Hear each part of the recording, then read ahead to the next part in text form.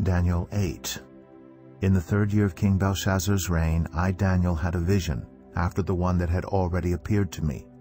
In my vision I saw myself in the citadel of Susa, in the province of Elam. In the vision I was beside the Ulai canal. I looked up, and there before me was a ram with 2 horns standing beside the canal, and the horns were long. One of the horns was longer than the other, but grew up later. I watched the ram as it charged toward the west and the north and the south. No animal could stand against it, and none could rescue from its power. It did as it pleased and became great. As I was thinking about this, suddenly a goat with a prominent horn between its eyes came from the west, crossing the whole earth without touching the ground. It came toward the 2-horned ram I had seen standing beside the canal and charged at it in great rage. I saw it attack the ram furiously, striking the ram and shattering its 2 horns. The ram was powerless to stand against it. The goat knocked it to the ground and trampled on it, and none could rescue the ram from its power. The goat became very great, but at the height of its power the large horn was broken off, and in its place 4 prominent horns grew up toward the 4 winds of heaven. Out of one of them came another horn, which started small but grew in power to the south and to the east and toward the beautiful land. It grew until it reached the host of the heavens, and it threw some of the starry host down to the earth and trampled on them. It set itself up to be as great as the commander of the army of the Lord. It took away the daily sacrifice from the Lord, and his sanctuary was thrown down.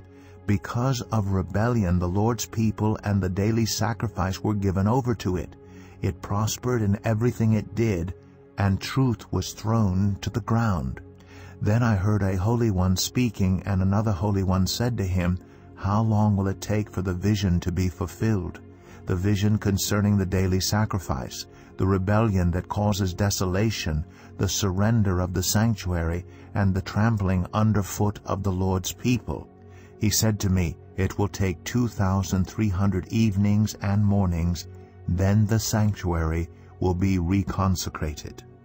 While I, Daniel, was watching the vision and trying to understand it, there before me stood one who looked like a man. And I heard a man's voice from the Ulai calling, "Gabriel, tell this man the meaning of the vision." As he came near the place where I was standing, I was terrified and fell prostrate.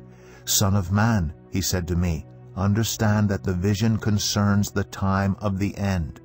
While he was speaking to me, I was in a deep sleep, with my face to the ground. Then he touched me and raised me to my feet. He said, "I am going to tell you what will happen later in the time of wrath, because the vision concerns the appointed time of the end. The 2-horned ram that you saw represents the kings of Media and Persia. The shaggy goat is the king of Greece, and the large horn between its eyes is the first king.